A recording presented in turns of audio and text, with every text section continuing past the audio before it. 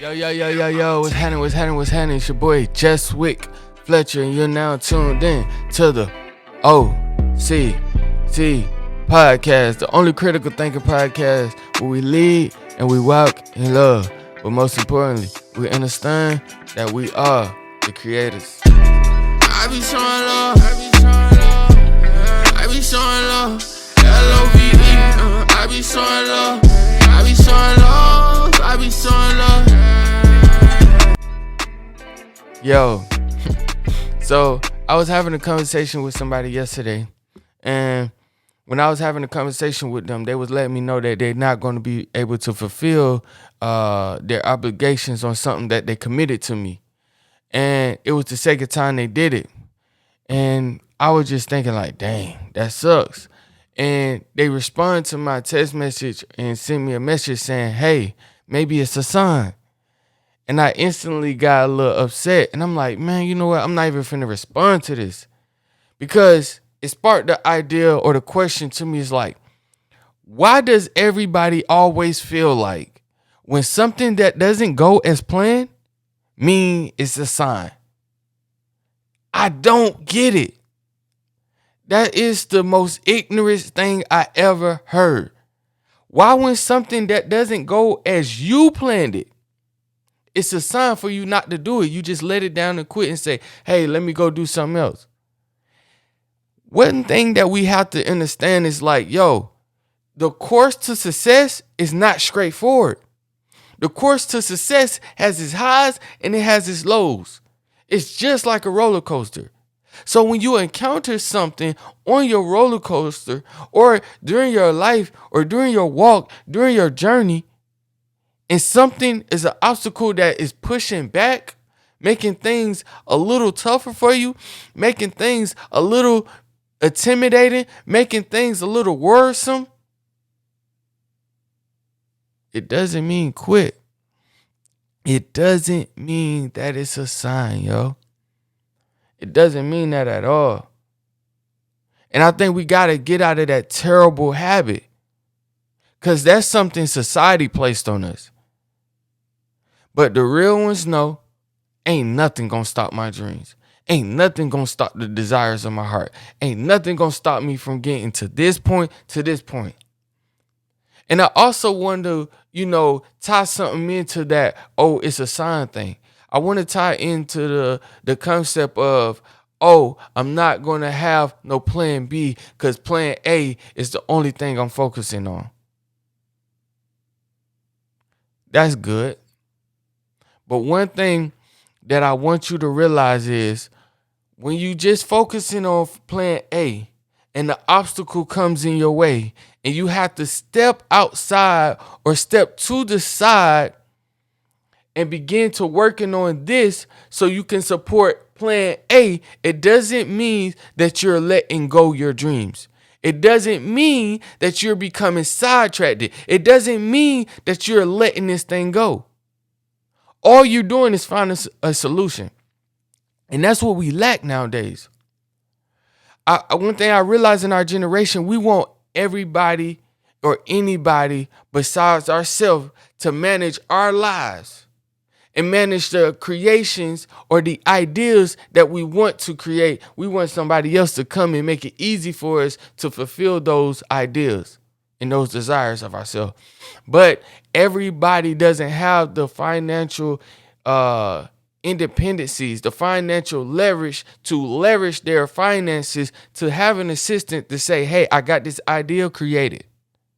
So if you starting from ground zero, if you starting from the floor, even if you starting from the middle and sometimes the high, sometimes you got to go and put that work in for yourself before anybody can even believe in your vision and into your dream.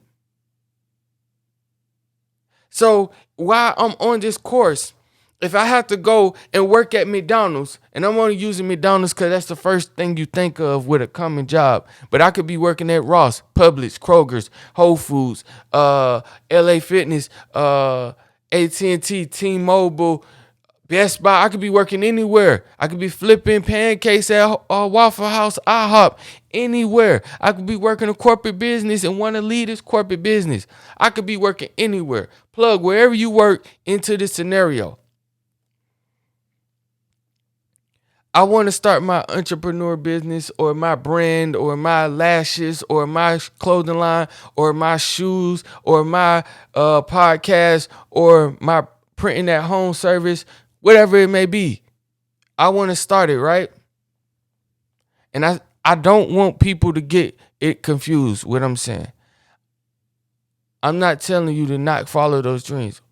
What I'm telling you is be smart and find a solution. I have to find an exit plan. Okay, I don't want to work at this job no more. What's the exit plan?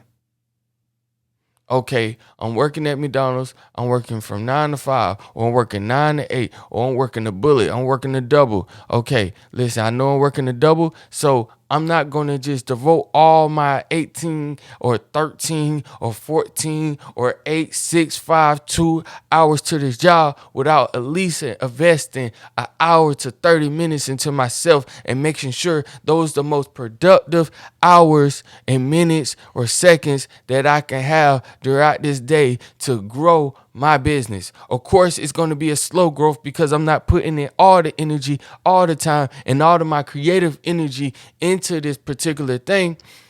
And I have to go to the side, get these skills from this job, such as McDonald's, Ross, because from any job I could take these skills. I take these skills, I take this currency, and now I take those skills that I learned and I go and invest it back into my business. For example, I worked at Foot Locker.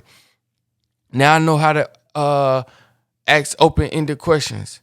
Now I know how to engage with all type of customers. Now I know how they advertise to their customers. I take those skills and I go do what? Apply it to my business. I take that currency and that money that they paying me. I take a percentage of that, pay my bills, take the other percent, invest into my company. Make sure you still be able to live. But you always got to pay yourself, right? But just because I had to go work at Foot Locker and not 100% focus on my business does not mean it was a sign. Did not mean, oh, it's getting hard. This ain't for me. To hang it up. That's not how the game go.